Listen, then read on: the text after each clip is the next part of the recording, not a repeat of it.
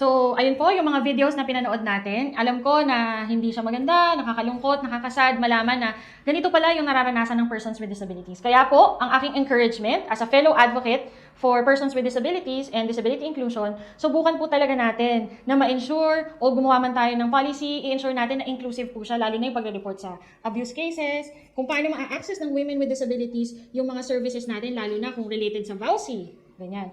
Alam ko na yung mga videos natin ay mga foreigners. Ang hirap po kasi maghanap talaga ng local. Wala po akong mahanap talaga na local. Pero ang gusto ko po talaga, sana in the future, marami po tayong ma-document talaga na cases ng women with disabilities in the Philippines na nakakaranas din ng similar cases. Ang concern kasi din natin ngayon, yung data kasi natin, hindi siya ganun ka-solid.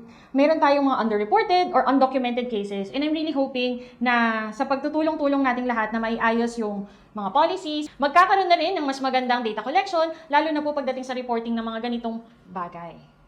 Again, thank you so much po sa pagsama ninyo sa Module 3. At pag nakarating talaga kayo dito sa aking closing portion, I know na natapos ninyo with me yung lahat ng topics under Module 3. And see you sa Module 4 kung saan pag-uusapan natin yung guiding frameworks about inclusive disaster risk reduction and management na inclusive dapat for persons with disabilities.